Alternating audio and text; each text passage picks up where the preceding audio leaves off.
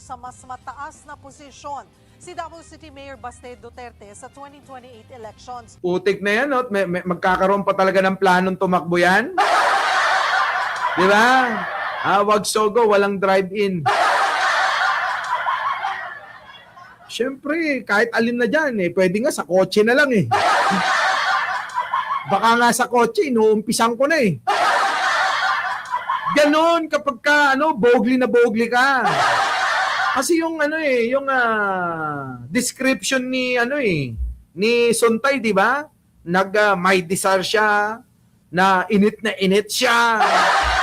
May mainit na nararamdaman. Putik na yan, parking lot pa lang. Nako! Baka parking lot pa lang, kahit walang pamunas, okay na yan. Bahala na mamaya pagdating sa Victoria. Nako, ito na. Baste Duterte. Putik na yan, yung ganitong itsura, may plano pag tumakbong bilang vice-presidente. O kaya senador, o kaya presidente, putik na, ayaw ko na sa earth. Ayaw ko na. Pero may payo siya sa mga Pilipino sa pagpili ng Pangulo.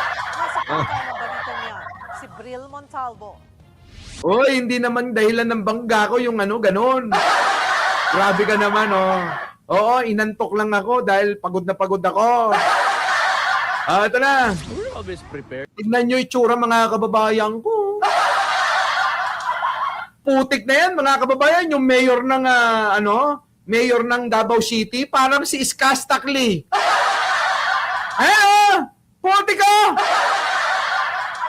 Grabe mga kababayan, huwag na kayo magulat. Susunod, pati mukha niya may tattoo na.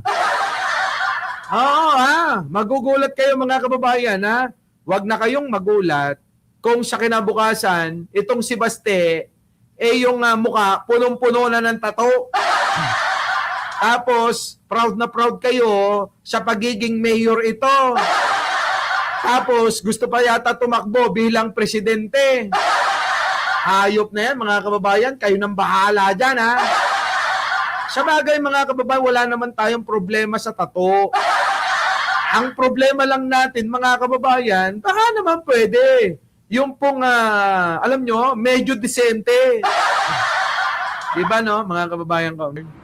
We're always prepared. Even my father is prepared. Wala na, mga kababayan ko. Oo. Etong si Baste, nawalan na daw ho, mga kababayan ko, ng pag-asa na makalabas po si Duterte.